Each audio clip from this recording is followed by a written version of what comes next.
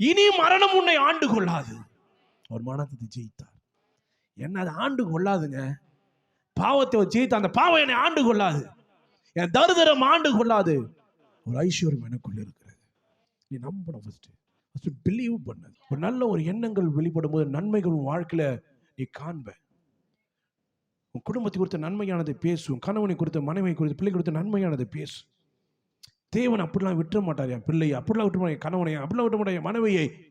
தேவன் சொல்ல கர்த்தர் பாதுகாப்பார். நான் தேவனால் ஆசீர்வதிக்கப்பட்டவன், நான் விடுவிக்கப்பட்டவன். எனக்காக ஒருத்தர் கரையம் கொடுத்திருக்கார், எனக்காக ஒரு பலியாய் தொங்கி இருக்காரு. அந்த பலி அவர் பட்ட அவமானங்கள், கஷ்டங்கள், கண்ணீர், வேதனை, வலி எல்லாவற்றுக்கும் என் வாழ்க்கையில் நான் நன்மையை அனுபவிக்கும் மட்டுமே, தீமையை அல்ல.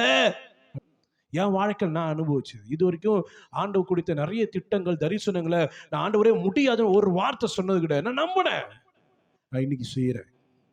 ஆண்டவர் பேசும்போது நீ நம்பணும். ஃபர்ஸ்ட் என்னால முடியும் அப்படின்னு நடக்கும் போது ஆண்டவர் கூட இந்த துணை செய்வார், விடுதலை ஆக்குவார், ரட்சிப்பார், உன்னை மேன்மைப்படுத்துவார், உன்னை கனப்படுத்துவார், எல்லா இடத்திலும் எல்லாருக்கும் மேல உன்னை உயர்த்தி வைப்பார்.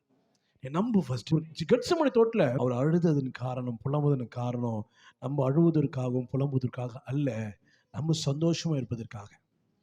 ஏன்னா நம்ம பாவத்தினாலே அவர் நெருக்கப்பட்டார். அதனால அவர் அந்த அந்த அந்த அந்த நெருக்கத்தினாலே, அந்த பாரத்தினாலே அவர் வேர்வை துளிகள் ரத்தமாய் மாறினது. இந்த பாரங்கள் எதுக்காக அப்படின்னா, நீ அதே மாதிரி அந்த புத்தி, அதே மாதிரி கஷ்டம், அதே மாதிரி கண்ணீரோடு இருப்பதற்காக இல்லை, நீ சந்தோஷமா இருப்பதற்காக.